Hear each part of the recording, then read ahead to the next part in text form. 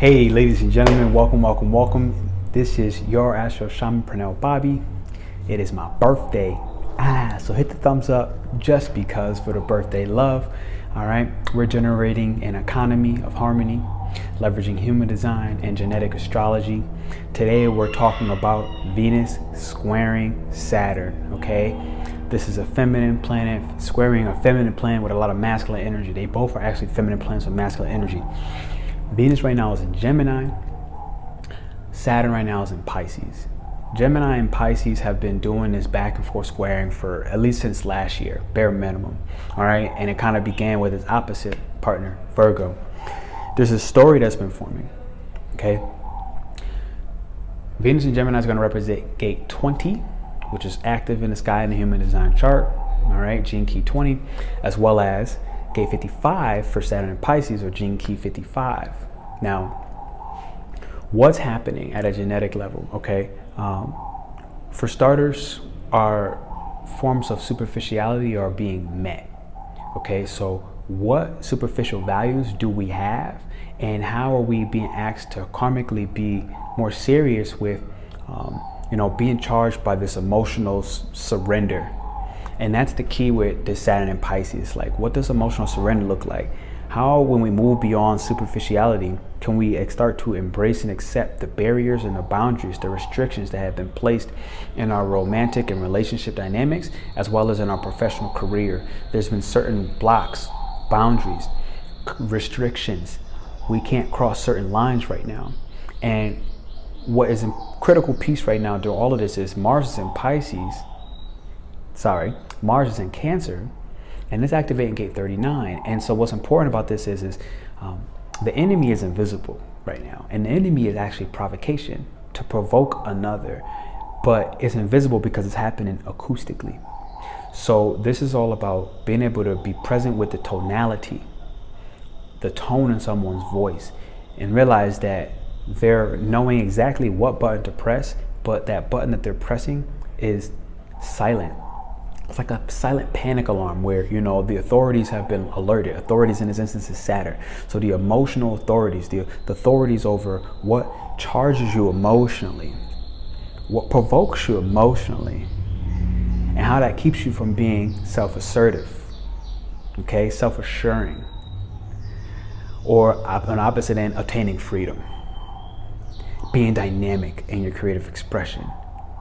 All right, getting to the point where now, instead of letting the provoking anger you or being directed at you personally, we just start to experience anger as a base emotion, a powerful, potent emotion. Mars and Cancer, this is that energy, gate 39. It's a powerful energy, an emotion that can get us to move, to get us to start to initiate. Because right now, we've left the first couple gates of Cancer, the first decan of Mars and Cancer, where the first decan of Mars and Cancer is like the first 7 years of your life. Like, this is the watering process, where whatever you give a child in the first 7 years, whatever care, whatever nurture, that's who they become.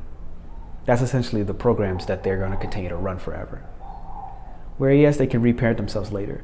But the reason why this matters is we're not at that stage anymore. Now we're at the stage where this anger that is inside of us, the warning is, don't direct it towards another person, because you're going to likely ruin a professional relationship or a romantic relationship or a friendship. All right, so this is the kind of energy where, like, don't get mad at anyone specific, but be willing to allow them to be provoked if you are just naturally being present and self-assuring. Now, when I say self-assuring, this is not an assertive push type mentality. This is Venus and Gemini. This self-assurance right now is what Venus and Gemini has as a gift. All right, the frequency of actually surrender, not asserting, surrendering to the emotional structures that be, the emotional waves that humanity inside is going through. Because right now, the sacral chakra is the only one that's highlighted. All right, this is basically most of my generators, my sacral generators. I am one of them. And so, the key with this is be willing to wait and to respond. So don't react off of the emotion. Don't react off of the button being pressed and being provoked. And what will happen is Saturn and Pisces will say, you are learning your lessons. You're not allowing your emotions to bleed all over any and everyone and starting to direct that confusion, emotional confusion, onto any and everyone. And when you talk Venus squaring Saturn, you really got to look at like a lot of this is going to come back to our parents being someone who may have financially provided for you, a parent who would have created and got you jobs. They're always getting you a job. Like you're like, man, I got a really good job because my parent, but maybe it didn't feel like they loved you in a way that you expected to be loved, like in this caring, nurturing, maybe even in a physical manner. Now, a lot of what this is happening is two things. This is going to be about physical love and a mental love, okay? So mentally making decisions that are just wise. Like, look, I need to do blah to secure blah resource. Okay, that's the mental body, because the fifth line is active for Pisces.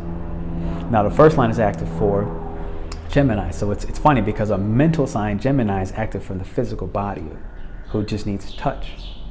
So what you're going to realize is certain touch might be withheld or withdrawn. Certain forms of intimacy or love might be withheld or withdrawn, but a lot of this is happening, again, unconsciously. We're not really fully aware, where there might be some sense of some karmic event that might have to happen in order for us to start to realize that we can change the way we base our self-esteem.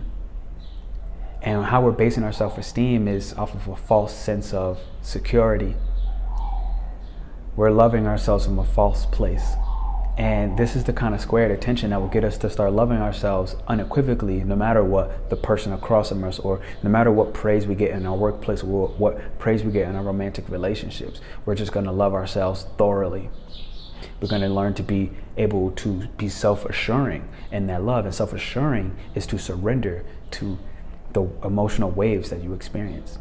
That is ultimately what's going to bring us freedom during this time frame. And what helps is to just really allow ourselves to change, because this is what Pisces does. Allow ourselves to change whatever familiar or family-like boundaries, aka conditionings, that have been in place. Pisces saying, let them go, allow them to change. Recognize that someone might reflect in a way where they provoke your conditioning. But first off, that's likely not even on them, it's on you. And the liberation, acidic frequency, this high supernatural frequency, is you get liberated, you experience freedom when you embrace that provocation. And when you redirect the anger that person provoked into a creative and dynamic expression, this is when we ultimately begin to flourish. This is when we experience freedom. So this is my quick analysis. Hit the thumbs up and the likes button. Venus squaring